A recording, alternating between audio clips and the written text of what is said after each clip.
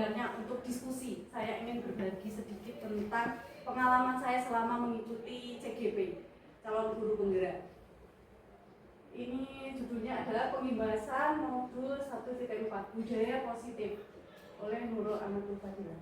Nah, ini adalah materi-materi saya selama mengikuti guru penggerak tadi. Yang pertama mulai diri itu pengenalan bab. Jadi kita mengerjakan modul yang 1.4 itu mulai dari pengenalan bab pertama tentang budaya positif. Apa itu budaya positif? Nanti saya jelaskan berikutnya. Yang kedua, eksplorasi konsep. Ini diskusi antar teman CGP. Jadi semua CGP itu berdiskusi tentang suatu masalah yang dihadapi siswa dan kita berusaha untuk menyelesaikan masalah tersebut.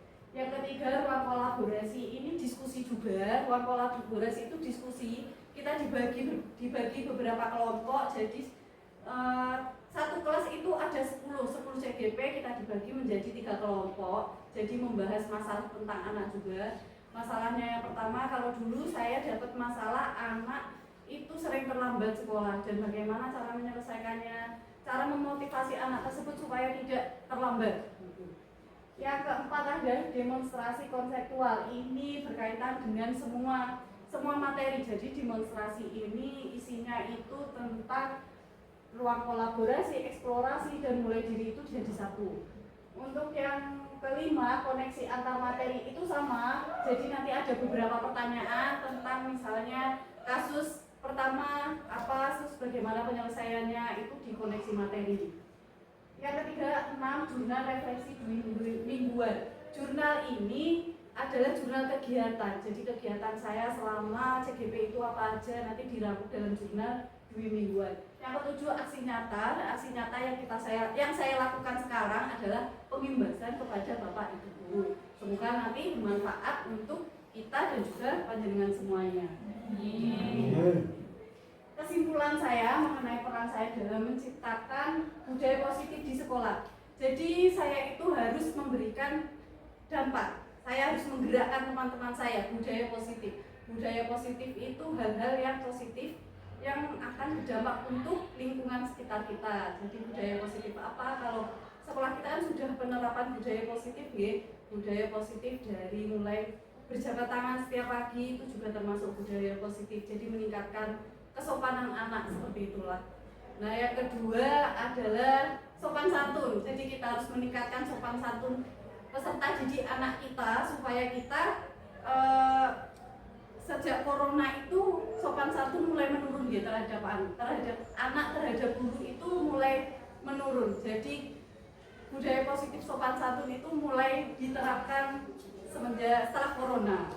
Terus budaya positif Jumat, kegiatan Jumat bersih. Nah, itu termasuk budaya positif yang baik untuk lingkungan kita.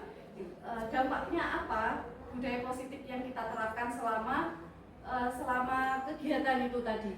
Nah, yang pertama, kalau berjabat tangan itu anak jadi lebih sopan lagi, lebih mau berjabat tangan. Padahal sebelum corona kita nggak boleh jabat tangan gitu. Anak mungkin acuh saja ketika mengetahui bapak ibu gurunya.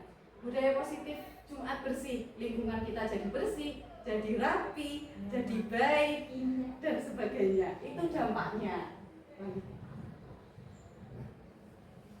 Seorang guru yang baik harus memiliki kemampuan dalam mewujudkan budaya positif. Nah, apakah kita sudah melakukan budaya positif tersebut? Sudah.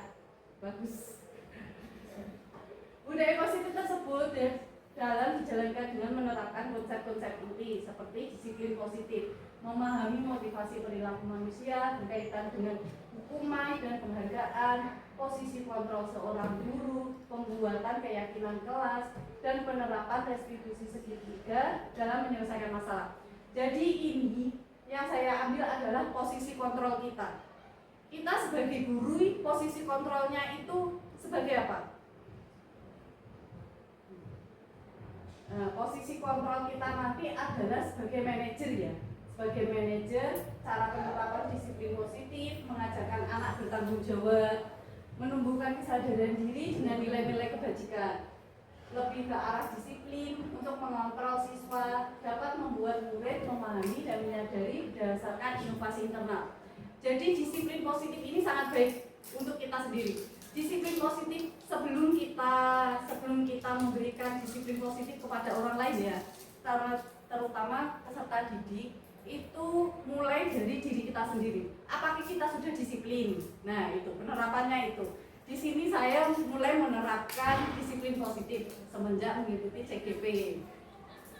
Disiplin positif yang saya terapkan tentu kita harus datang tepat waktu, pulang tepat waktu, mengajar tepat waktu. Itu contoh disiplin positifnya. Itu yang saya alami semenjak ikut CGP.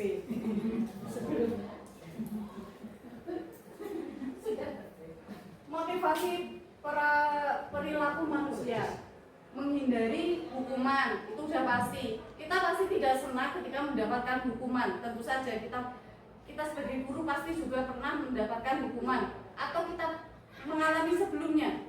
Sebelum jadi guru, kita sebagai peserta didik, kita juga pasti mengalami itu ya, hukuman. Kita selalu menghindari hukuman. Jadi penerapan disiplin ini sangat baik untuk menghindari hukuman tersebut. Yang kedua, untuk mendapatkan imbalan. Pasti senang untuk mendapatkan imbalan, penghargaan, ya kan, kita akan senang mendapatkan itu. Motivasi kita jadi bertambah ketika mendapatkan imbalan atau mendapatkan reward lah, seperti itu. Untuk menjadi orang yang mereka inginkan dan menghargai diri sendiri dengan nilai-nilai yang mereka percaya. Jadi dengan nilai-nilai tersebut kita dampaknya adalah kita mendapatkan nilai baik, nilai positif dari rekan-rekan sejawat kita ya. Kita bisa, oh ternyata Bu Lina itu orangnya sopan santun, ternyata Pak Wawan itu orangnya sangat disiplin, Bu Lili sangat baik. Nah itu adalah nilai-nilai plus yang kita dapatkan ketika mendapat gimana ya, dilihat oleh orang lain. Nah itu nilai-nilai yang kita dapatkan. Selanjutnya adalah, nah ini posisi kontrol. Posisi kontrol manusia, posisi kontrol seorang guru itu ada 5. Yang pertama penghukum. Kita adakan di posisi penghukum? Tentu tidak. Membuat rasa bersalah, jadi membuat rasa bersalah murid. Tapi kita dalam menghadapi masalah itu pasti mendapati salah satu posisi kontrol ini. Penghukum, membuat rasa bersalah, sebagai teman, sebagai pemantau, manajer. Tapi yang paling penting kita adalah sebagai manajer tadi. Kita sebagai pemimpin. Karena sebagai pemimpin kita harus memberikan memberikan yang baik-baik untuk murid. Jadi kita melakukan disiplin positif, budaya positif itu dimulai dari diri sendiri dulu. Nanti akan berimbas ke peserta didik kita.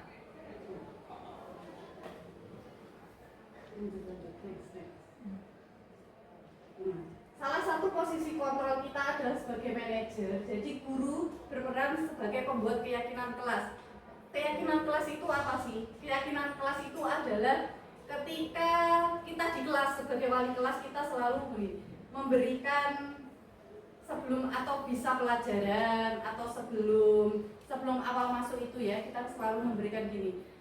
Yang telat bayar denda, yang telat membersihkan kelas selama seminggu misalnya gitu, tidak piket membayar denda. Nah kayak gitu, itu termasuk keyakinan kelas. Nah keyakinan kelas ini tentu harus dibuat dengan bahasa yang mudah dimengerti oleh orang lain.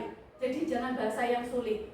Kalau kalian menggunakan bahasa yang sulit, nanti siswa akan susah menangkapnya. Jadi tidak nyampe apa keyakinan kelas. Dan keyakinan kelas itu disepakati oleh bersama. Jadi guru dan murid itu harus sepakat dengan keyakinan kelas tadi. Itu ya contoh manajernya. Segitiga restitusi dalam menyelesaikan masalah. Guru yang berperan sebagai manajer menggunakan segitiga restitusi dalam menyelesaikan masalah melalui 3 tahapan, yaitu menstabilkan identitas, validasi tindakan yang salah, dan menanyakan keyakinan. Tujuannya menghasilkan murid yang mandiri dan bertanggung jawab.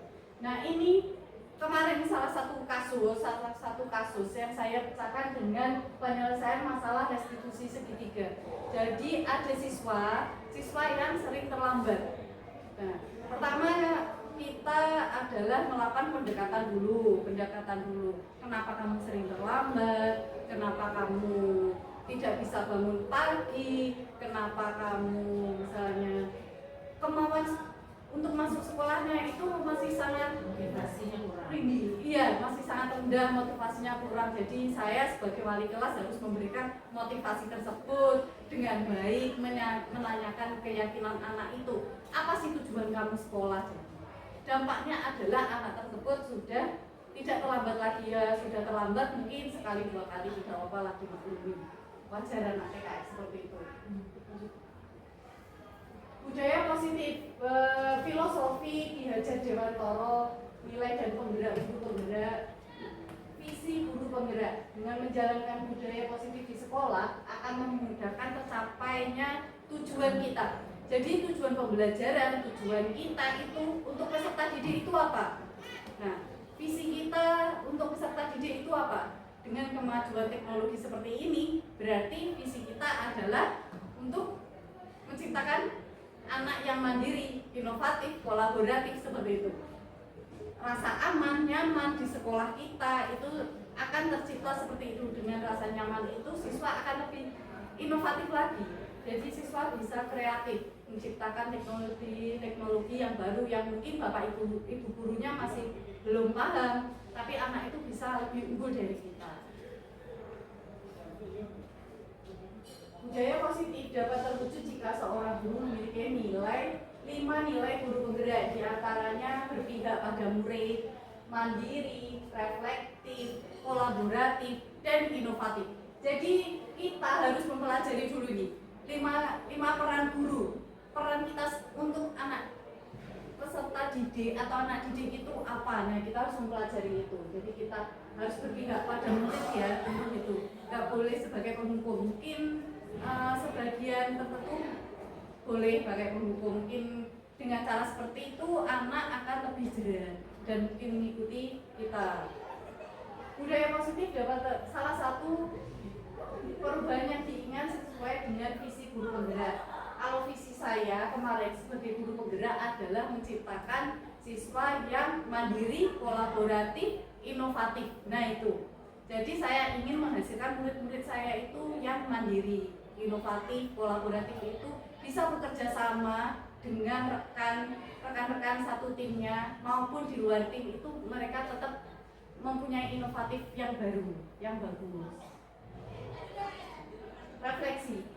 Refleksi itu sangat penting ya untuk kita. Setiap kita melakukan pembelajaran, kita harus merefleksi diri sendiri.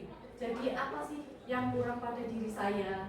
Mungkin apa yang perlu saya tambahi untuk diri saya. Nah, dari refleksi ini kita tahu kekurangan kita dan yang perlu kita benahi itu apa. Kita bisa saling berkonsultasi dengan teman-teman, dengan sesama rekan sejawat ya. Mungkin di lewat MGMP juga saya juga banyak mendapatkan pelajaran, jadi mendapatkan ilmu dari senior saya. Itu aja yang dapat saya sampaikan. Mungkin ada banyak kekurangan dari penyampaian saya dan saya mengucapkan sangat terima kasih untuk panjenengan semua sudah mau hadir dalam pembahasan materi saya CGP tadi. Terima kasih sebelumnya Bapak Ibu Guru sudah menyempatkan waktu luangnya. Assalamualaikum warahmatullahi wabarakatuh. Waalaikumsalam warahmatullahi wabarakatuh. Yang saya hormati Bapak Ibu Guru, pengajar SMK Negeri 1 sini. Saya sebenarnya ini pengumpulan di sini, jadi sebenarnya untuk diskusi. Saya ingin berbagi sedikit tentang pengalaman saya selama mengikuti CGP, calon guru penggerak. Ini judulnya adalah pengimbasan modul 1.4 budaya positif oleh Nurul Amatul Fadilah. Nah, ini adalah materi-materi saya selama mengikuti guru penggerak tadi. Yang pertama mulai diri itu pengenalan bab. Jadi kita mengerjakan modul yang 1.4 itu mulai mengerjakan dari mulai diri pengenalan. Pertama tentang budaya positif. Apa itu budaya positif? Nanti saya jelaskan di berikutnya. Yang kedua eksplorasi konsep. Ini diskusi antar CGP. Jadi smart CGP itu berdiskusi tentang suatu masalah yang dihadapi siswa dan kita berusaha untuk menyelesaikan masalah tersebut. Yang ketiga, ruang kolaborasi. Ini diskusi juga. Ruang kolaborasi itu diskusi. Kita dibagi beberapa kelompok. Jadi satu kelas itu ada 10 CGP, kita dibagi menjadi 3 kelompok. Jadi membahas masalah tentang anak juga. Masalahnya yang pertama, kalau dulu saya dapat masalah anak itu sering terlambat sekolah dan bagaimana cara menyelesaikannya, cara memotivasi anak tersebut supaya tidak terlambat. Yang keempat adalah demonstrasi konseptual. Ini berkaitan dengan semua materi. Jadi demonstrasi ini isinya itu tentang ruang kolaborasi, eksplorasi, dan mulai diri itu jadi satu. Untuk yang kelima, koneksi antar materi itu sama. Jadi nanti ada beberapa pertanyaan tentang misalnya kasus pertama apa, kasus bagaimana penyelesaiannya, itu di koneksi materi. Yang ketiga, 6, jurnal refleksi mingguan. Jurnal ini adalah jurnal kegiatan. Jadi kegiatan saya selama CGP itu apa aja nanti dirangkum dalam jurnal 2 mingguan. Yang ketujuh, aksi nyata. Aksi nyata yang saya lakukan sekarang adalah pengimbasan kepada Bapak Ibu guru. Semoga nanti bermanfaat untuk kita dan juga panjenengan semuanya. Kesimpulan saya mengenai peran saya dalam menciptakan budaya positif di sekolah. Jadi saya itu harus memberikan dampak. Saya harus menggerakkan teman-teman saya budaya positif. Budaya positif itu hal-hal yang positif yang akan berdampak untuk lingkungan sekitar kita. Jadi budaya positif apa? Kalau sekolah kita kan sudah menerapkan budaya positif, ya. Budaya positif dari mulai berjabat tangan setiap pagi itu juga termasuk budaya positif. Jadi meningkatkan kesopanan anak, seperti itulah. Nah, yang kedua adalah sopan santun. Jadi kita harus meningkatkan sopan santun peserta didik anak kita supaya kita sejak corona itu sopan santun mulai menurun ya terhadap anak, terhadap guru itu mulai menurun. Jadi budaya positif sopan santun itu mulai diterapkan setelah corona. Terus budaya positif Jumat, kegiatan Jumat bersih. Nah, itu termasuk budaya positif yang baik untuk lingkungan kita. Dampaknya apa? Budaya positif yang kita terapkan selama kegiatan itu tadi. Nah, yang pertama, kalau berjabat tangan itu anak jadi lebih sopan lagi, lebih mau berjabat tangan. Padahal sebelum corona kita nggak boleh jabat tangan gitu. Anak mungkin acuh saja ketika mengetahui bapak ibu gurunya. Budaya positif Jumat bersih, lingkungan kita jadi bersih, jadi rapi, jadi baik, dan sebagainya. Itu dampaknya. Lanjut.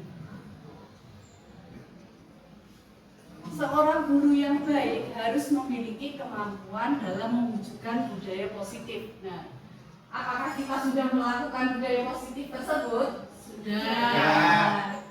Bagus. Budaya positif tersebut dalam dijalankan dengan menerapkan konsep-konsep inti seperti disiplin positif, memahami motivasi perilaku manusia berkaitan dengan hukuman dan penghargaan, posisi kontrol seorang guru, pembuatan keyakinan kelas, dan penerapan restribusi segitiga dalam menyelesaikan masalah. Jadi ini yang saya ambil adalah posisi kontrol kita. Kita sebagai guru, posisi kontrolnya itu sebagai apa? Posisi kontrol kita nanti adalah sebagai manajer ya. Sebagai manajer, cara penerapan disiplin positif, mengajarkan anak bertanggung jawab, menumbuhkan kesadaran diri dengan nilai-nilai kebajikan. Lebih ke arah disiplin untuk mengontrol siswa, dapat membuat murid memahami dan menyadari berdasarkan inovasi internal. Jadi disiplin positif ini sangat baik untuk kita sendiri. Disiplin positif sebelum kita memberikan disiplin positif kepada orang lain ya, terutama peserta didik, itu mulai dari diri kita sendiri. Apakah kita sudah disiplin? Nah, itu penerapannya itu. Di sini saya mulai menerapkan disiplin positif semenjak mengikuti CGP. Disiplin positif yang saya terapkan tentu kita harus datang tepat waktu, pulang tepat waktu, mengajar tepat waktu. Itu contoh disiplin positifnya. Itu yang saya alami semenjak ikut CGP. Sudah. Motivasi perilaku manusia menghindari hukuman itu sudah pasti.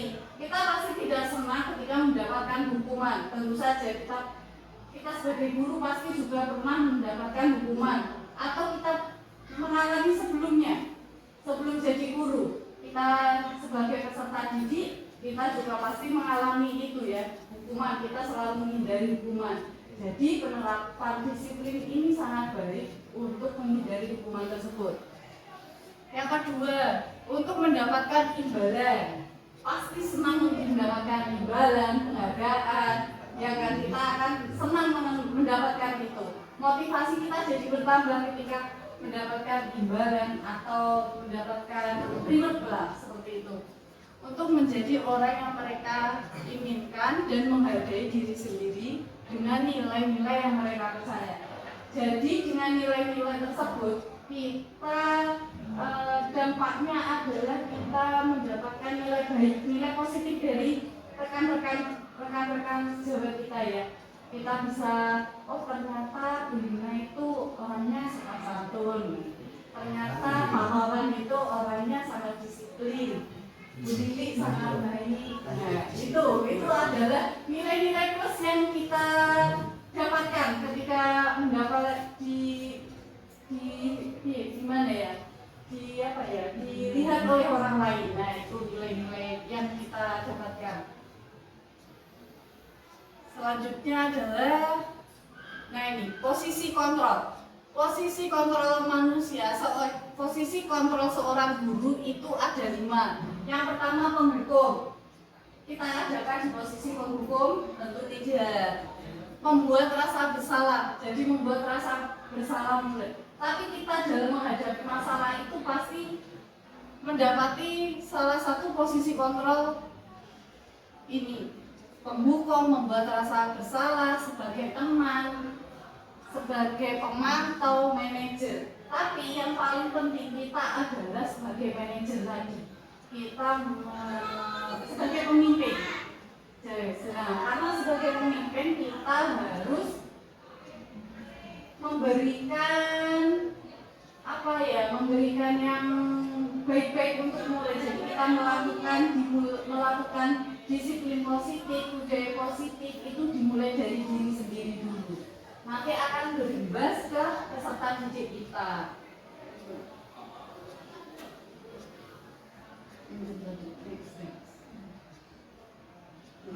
Salah satu posisi kontrol kita adalah sebagai manajer. Jadi guru berperan sebagai pembuat keyakinan kelas. Keyakinan kelas itu apa sih? Keyakinan kelas itu adalah ketika kita di kelas sebagai wali kelas kita selalu memberikan sebelum atau bisa pelajaran atau sebelum awal masuk itu ya, kita selalu memberikan gini. Yang telat bayar denda, yang telat membersihkan kelas selama seminggu misalnya gitu. Tidak piket membayar denda. Nah kayak gitu, itu termasuk keyakinan kelas. Nah keyakinan kelas ini tentu harus dibuat dengan bahasa yang mudah dimengerti oleh orang lain. Jadi jangan bahasa yang sulit.